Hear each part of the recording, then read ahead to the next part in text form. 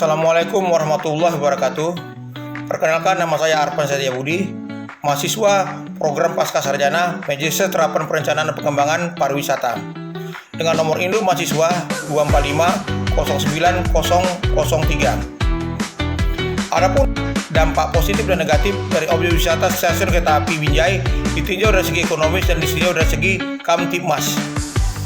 Awal mula, stasiun kereta api Binjai dibangun oleh Delhi Sportmax Maskapit DSM, perusahaan kereta api kolonial Belanda sekitar tahun 1886 sampai tahun 1887. Tujuan utama pembangunan adalah untuk mendukung industri perkebunan, terutama tembakau Delhi yang sangat terkenal pada saat itu. Lokasi stasiun ini strategis, menghubungkan Binjai dengan Medan dan dengan wilayah lainnya di Sumatera Utara. Bangunan stasiun ditemukan sebagai cagar budaya oleh Kementerian Kebudayaan dan Pariwisata Republik Indonesia.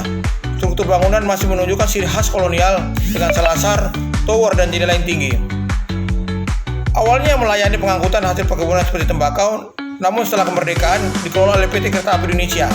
Saat ini kereta api melayani kereta api komuter seperti Sri Lelawangsa menghubungkan Binjai dengan Medan dan dengan Bandara Kuala Namu. Stasiun ini menjadi simbol sejarah dan identitas kota Binjai, karena stasiun ini memiliki sisa infrastruktur lama seperti menara air dan sumur sebagai saksi sejarah. Dengan demikian, stasiun kereta api Binjai bukan hanya sebagai sarana transportasi, tapi juga merupakan bagian penting dari warisan sejarah kota Binjai. Adapun dampak ekonomi bagi masyarakat dengan keberadaan stasiun kereta api Binjai sebagai bagian dari situs sejarah kota Binjai, yaitu dampak ekonominya, yaitu 1. Peningkatan aksesibilitas stasiun kereta api. 2. Adanya pengembangan pariwisata. 3. Adanya dukungan terhadap perdagangan. 4. Adanya peluang kerja.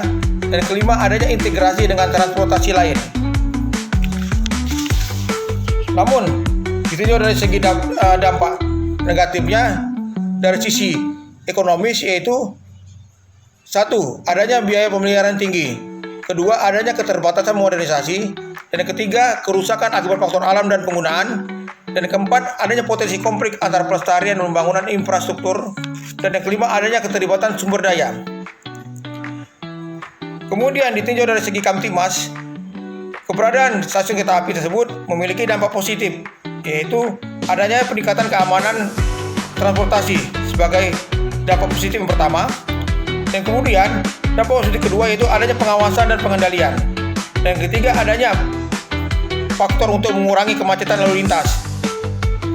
Dan ditinjau dari segi dampak negatif dengan keberadaan stasiun kereta api ini ditinjau dari segi gangguan Kamtibmas, yaitu adanya potensi kerawanan karena banyaknya target tidak pidana kriminal seperti pencurian dan gangguan keamanan lainnya.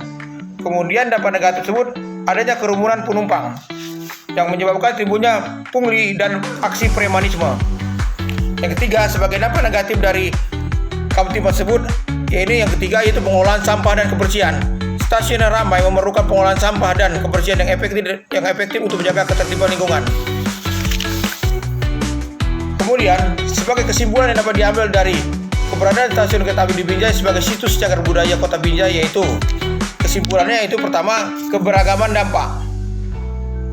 2. Adanya potensi ekonomi dan pariwisata. Yang ketiga, adanya tantangan pelestarian. Yang keempat, peran dalam transportasi. Yang kelima, keseimbangan antara pelestarian dan modernisasi. Dan sebagai saran dalam hal ini, pentingnya pengelolaan keberadaan stasiun kereta api ini yaitu adanya kolaborasi stakeholder, yaitu pengelolaan yang efektif memerlukan kolaborasi antara pemerintah, masyarakat, dan pengelola stasiun.